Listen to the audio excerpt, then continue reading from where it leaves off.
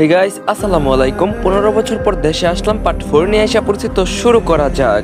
ব্যাপারটা কতই না হাস্যকর, তাই না সাদিয়া? নিশ্চুপ হয়ে দাঁড়িয়ে রয়েছে সাদিয়া, মুখে তার স্পষ্ট ফুটে উঠেছে অনুতাপের ছায়া। টলমল করতে থাকা চোখের জলগুলো মুছে সাদিয়া বলল, হ্যাঁ, ভুলটা আমারই ছিল। আমি চাইলে তোমার সন্তানকে বুকে জড়িয়ে নিয়ে অন্তিম শ্বাস অবধি যেতে পারতাম, কিন্তু তুমিই সঠিক ছিলে। হয়তো ছিল না অতটা গভীর তোমার প্রতি আমার ভালোবাসা, তাই তো লিপ্ত হয়ে পড়েছিলাম অবৈধ কোনো পাপিষ্ঠ কাজে। কখনো ভাবিনি হবে এমন। তবে আমায় ক্ষমা করে দিও ইউসুফ। সাদিয়ার কথাগুলোর জবাবে আমি মুচকে এসে বললাম, ভাবিয়া করিও কাজ, করিয়া ভাবিও না। কথাটা শোনোনি, এখন অনুতপ্ত হয়ে কোনো লাভ নেই সাদিয়া। তুমি অনেক ভুল করছো, যে ভুলের ক্ষমা অন্তত আমার কাছে নেই। হু হু করে কান্নায় ভেঙে পড়ে আমার সম্মুখে। বেশিক্ষণ দাঁড়িয়ে থাকতে না পেরে তারপর সাদিয়া দ্রুত চলে গেল। আশেপাশের অনেক লোক তাকিয়েছিল এদিকে, তাতেও যেন কোনো আক্ষেপ ছিল না আমার। তাচ্ছিল্যর হাসি দিয়ে সেখান থেকে চলে আসার সময় কেউ একজন কাঁধে হাত রাখলো আমার। আশ্চর্য হয়ে পিছন ফিরে নয়ন জোড়া দিয়ে দেখলাম এক বোরকা পরিধান থাকা নারীকে। মেয়েটি আমাকে বলার সুযোগ না দিয়ে খপ করে হাতটা ধরে নিয়ে আসলো এক নির্জন স্থানে এবং দেখালো বোরকার আড়ালে থাকা নিজের মুখখানি।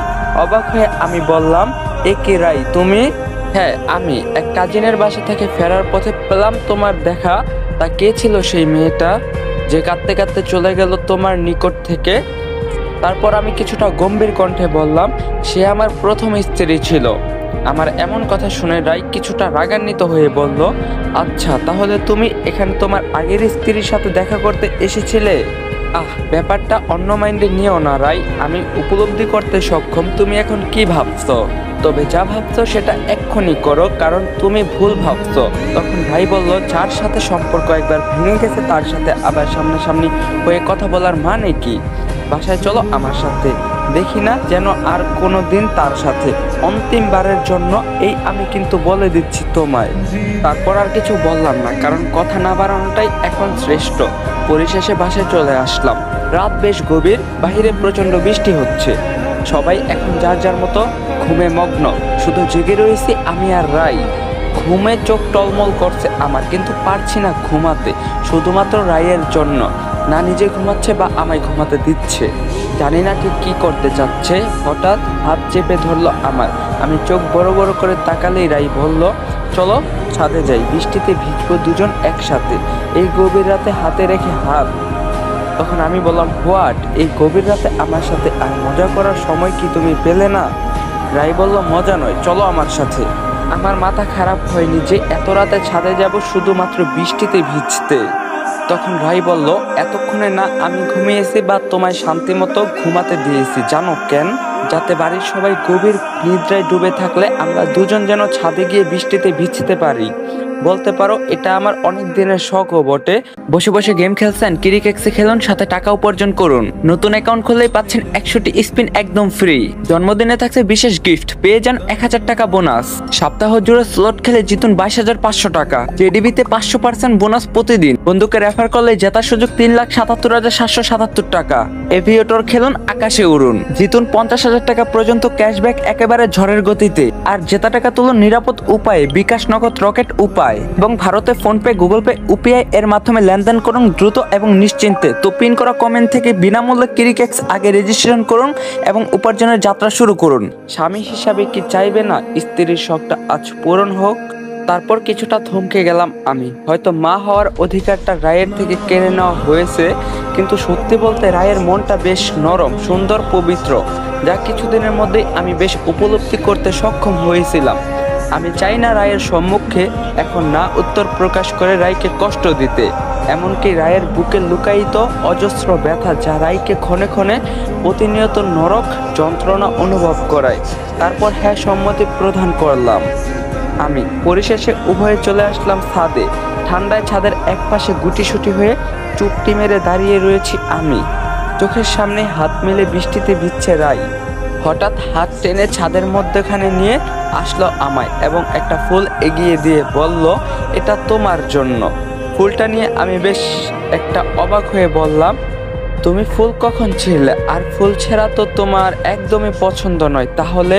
তখন রাই বলল, গাছের সবচেয়ে মুগ্ধকর ফুলটা আজ তোমার হাতে, যেটা গাছের সৌন্দর্যকে আরো বৃদ্ধি করে থাকে। এতদিনে খুব যত্নে রেখেছিলাম এই ফুলটা। কেন জানো? বৃষ্টি ভেজা গভীর রাতে এমন একটা যোগ্য মানুষকে এই ফুলটা নিজের হাতে দিতে চেয়েছিলাম, যে আমায় বুঝবে, আমায় সর্বক্ষণিক উপলব্ধি করতে সক্ষম, যার ঠাঁই আমার হৃদয়ের মনের গহীন ঘরে। তুমি হয়তো আমার কাছ থেকে কখনো কৃতিত্বের সুখ পাবে না, কিন্তু জীবনের কোনো পরিস্থিতিতে ভালোবাসার কোনো ঘটিত অন্তত আমার কাছ থেকে তুমি অনুভব করতে পারবে না। কথাগুলো বলার পরপরই আবার নিজেকে বৃষ্টিতে ভেজা ব্যস্ত হিসাবে সাব্যস্ত করলো।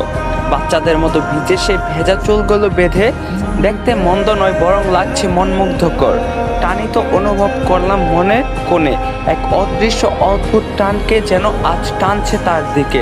দুহাত বাড়িয়ে দিয়ে ডাকছে সে আমায় তার নিকটে। জানি না সেদিকে কতক্ষণই বা ভিজেছিলাম বৃষ্টিতে, তবে আজ সকাল থেকে জ্বর আর সর্দি হয়ে দাঁড়ালো আমার কিছু সময়কার সঙ্গী। তারপর কেটে গেল আরও কিছুদিন, সেরে গেল জ্বর সর্দি। দাঁড়িয়ে আছি ছাদের এক পাশে, চোখের দৃষ্টি কেড়ে নিল ফুলগুলো। ফুল ছেঁড়ার বাজে স্বভাবটা হয়তো আমার আর যাবে না। আমার 4-5টা ফুল একসাথে ছিঁড়ে নাক দিয়ে মুগ্ধকর মিষ্টি ঘ্রাণ নিচ্ছিলাম। পরক্ষণে মনে পড়ল রাইয়ের কথা। সে যদি দেখে ফেলে আমি ফুল ছেড়েছি অযথায়, যদিও বা হয় এতগুলো, তখন তার রাগের মাত্রাটা ঠিক কতখানি হয়ে দাঁড়াবে। ধুর, আমি রয়েছি রায়ের মনের গহীন ঘরে, আমায় আর কী বা বলবে। হঠাৎ করে উপস্থিত অনুভব করলাম, পিছনে তাকিয়ে দেখলাম আমি রাইকে। বেশ গম্ভীর তার মুখখানি, তবে চোখ দুটো যেন আগুনের পিণ্ড।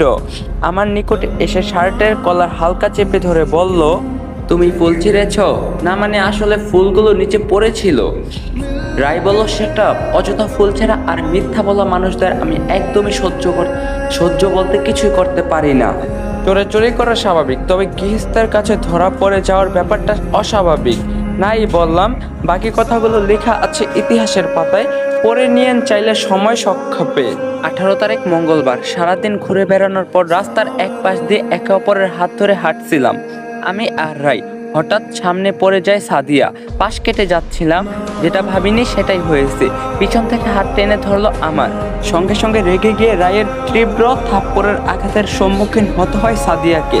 তারপর রাই বলল, আপনার লজ্জা শরম মান সম্মান কি লোপ পেয়েছে নাকি?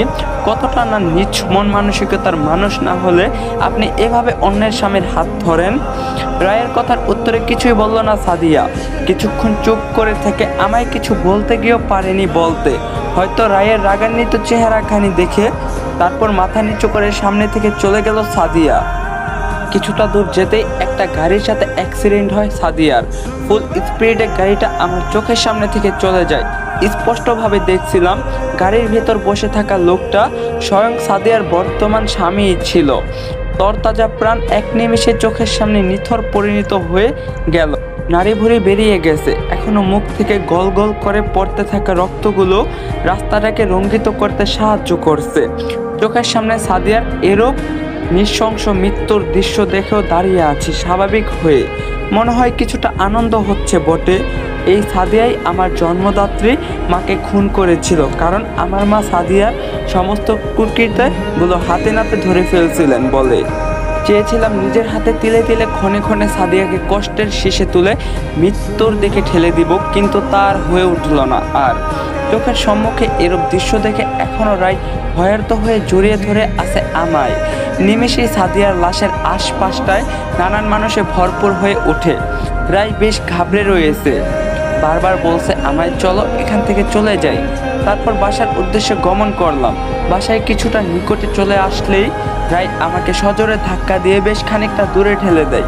বুঝলাম না কেন হঠাৎ রায়ের বিকট শব্দের চিৎকার আমার শরীরটাকে এক নিমেষেই শিউরে তুলতে বাধ্য করে। দ্রুত পিছনে ফিরে তাকাতেই চোখ জোড়া আমার অশ্রুসিক্ত রূপান্তর হয়ে যায়।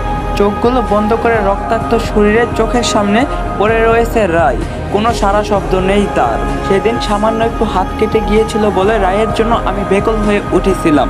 আজ কাছ থেকেই রায়ের এত পরিমাণ রক্ত দুনয়নে দেখে আমি প্রায় পাগলের মতো পরিণত হয়ে গিয়েছিলাম। অতএব রায়কে দ্রুত হাসপাতালে নিয়ে আসা হলো। খবর পেয়ে সবাই উতলা হয়ে উপস্থিত হয়েছে হাসপাতালে। তারপর ডাক্তার দ্রুত অপারেশন থিয়েটারে থেকে বেরিয়ে এসে রায়ের বাবাকে বলল, আপনার মেয়ের বাঁচার চান্স বেশি, তবে তার একটা পা অযোগ্য হিসাবে চিহ্নিত হয়েছে। সেই পাটা কেটে ফেলতে হবে, কিছু করার নেই, সৃষ্টিকর্তার ইচ্ছা মেনে নিতেই হবে। কথাগুলো বলার পরপরই ডাক্তার চলে গেল। কিছুক্ষণ পর রায়ের অপারেশন করা হবে। রায়ের পরিবার কান্নায় ভেঙে পড়ছেন। হঠাৎ কেউ একজন আমার কানের কাছে এসে ফিসফিস করে বলল, বেঁচে গেলি রে। খানিকটা অবাক হয়ে পিছন ফিরে তাকাতেই নিস্তব্ধ হয়ে গেলাম আমি।